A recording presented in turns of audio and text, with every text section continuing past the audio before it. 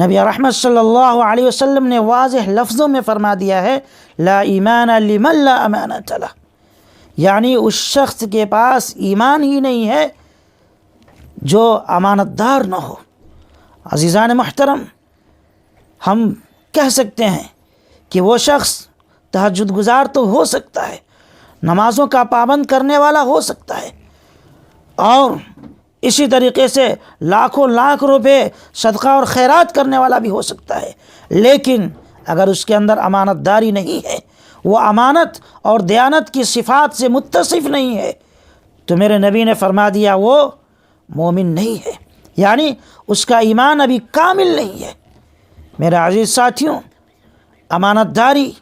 یہ اس قدر اہم اور ضروری چیز ہے کہ آقا مدنی صلی اللہ علیہ وسلم نے اس امانت داری کو ایمان کے لیے ضروری قرار دیا، ایمان کے لیے شرط قرار دیا ہے۔ لہذا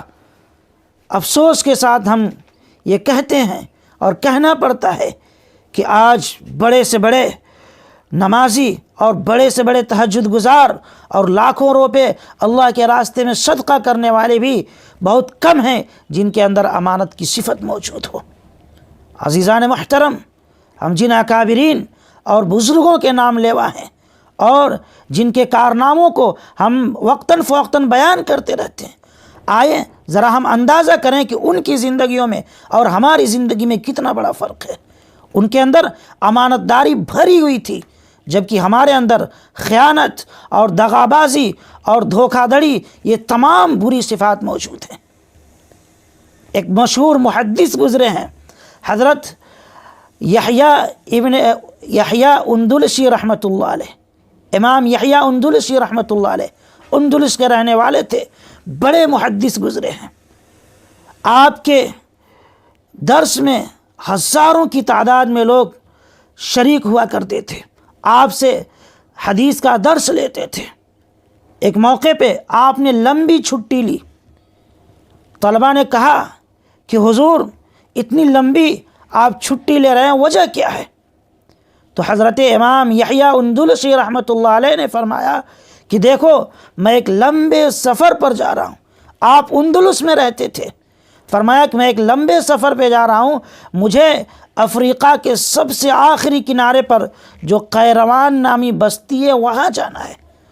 طلباء نے پوچھا کہ حضور وہاں جانا تو بڑا مشکل ہے، بڑے بڑے جنگلات ہیں اور ان جنگلات میں خطرناک اور زہریلے جانور ہیں، وہاں جانا تو بہت مشکل ہے، آپ کیوں جانا چاہ رہے ہیں؟ تو حضرت امام یحییٰ اندلسی رحمۃ اللہ علیہ، میرے عزیز ساتھیوں، اپنی سند سے ایک حدیث سنائی اور کہا کہ دیکھو اللہ کے نبی صلی اللہ علیہ وسلم نے فرمایا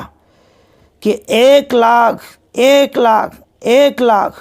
پھر فرمایا 1,00,000، پھر فرمایا 1,00,000 اور پھر فرمایا 1,00,000، یعنی 6,00,000۔ فرمایا کہ 6,00,000 نفلی صدقہ کرنے میں اتنا ثواب نہیں ہے جتنا کسی 1 درہم والے کے حق کو ادا کر دیا جائے اتنا ثواب ہے۔ تو فرماتے ہیں کہ قیروان نامی جو بستی ہے افریقہ کے آخری کنارے میں، وہاں ایک بنیا رہتا ہے، 1 درہم اس کا میرے ذمہ ہے، میں وہ درہم پہنچانے کے لیے جا رہا ہوں، اس کی امانت ہے،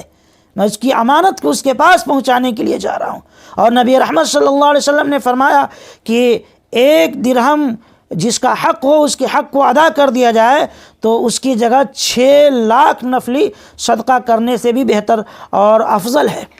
اس سے 6,00,000 نفلی صدقہ کرنے سے زیادہ ثواب ملتا ہے۔ تو میرے عزیز ساتھیو، یہ تھے ہمارے اکابرین اور بزرگان دین جن کا طریقہ یہ تھا کہ وہ ان کے اندر امانت داری اور دیانت داری کوٹ کوٹ کر بھری ہوئی تھی، جبکہ ہمارا معاملہ اس کے بالکل برعکس ہے، اس کے خلاف ہے۔ ہمیں چاہیے کہ ہم اپنے اکابرین کے نقش قدم پر چلتے ہوئے اپنے اندر بھی امانت داری اور دیانت داری اور تقوی اور طہارت والی صفات پیدا کریں۔